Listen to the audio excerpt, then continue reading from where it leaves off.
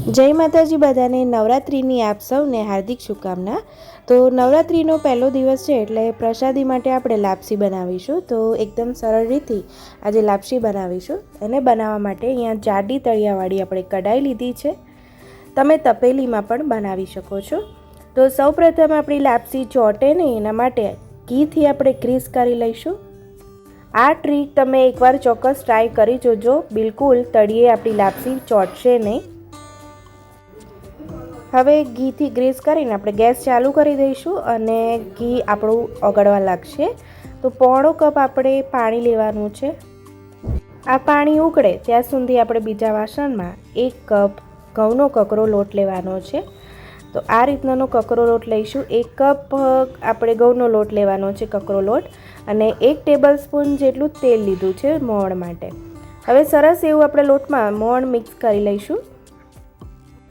તો અહીંયા માપ એવું છે કે 1 વાડકી તમારે માપ માટે લઈ લેવાની, જો તમારી પાસે કપ ન હોય તો જો 1 વાડકી તમારી પાસે ઘઉંનો કકરો લોટ હોય તો પોણો કપ ગોળ લાગશે અને પોણો કપ પાણી લાગશે। આ એક પરફેક્ટ માપ છે, એનાથી આપણી લાપસી ખૂબ જ સરસ બનશે।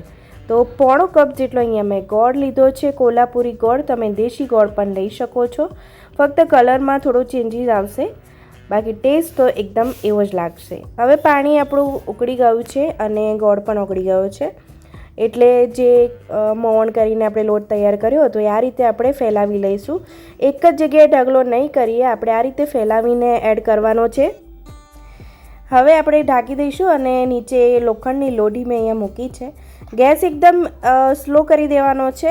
1 મિનિટ એને સેટ થવા દઈશું ઢાંકીને અને પછી 1 મિનિટ પછી આ રીતે 2 ચમચી જેટલું એટલે કે 1 ટેબલ સ્પૂન જેટલું આપણે ઘી ઉપરથી એડ કરીશું, જેથી આપણી લાપસી છે ને સરસ એવી છૂટી બને।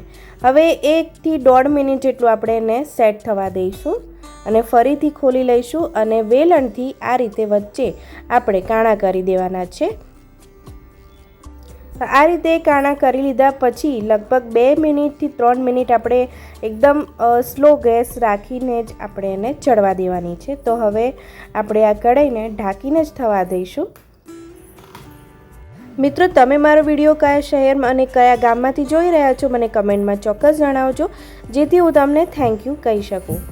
તો હવે આપણે ફરી થાળી ખોલીને વેલણની મદદથી જ બરાબર મિક્સ કરી દઈશું।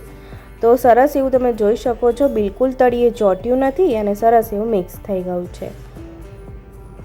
અને જો તમને મારો વિડીયો ગમે ને તો લાઈક, શેર અને સબસ્ક્રાઈબ કરજો।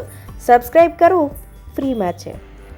તો હવે ફરીથી આપણે બીજી 2 મિનિટ માટે એને ઢાંકી દઈશું અને લાપસીને ચડવા દઈશું।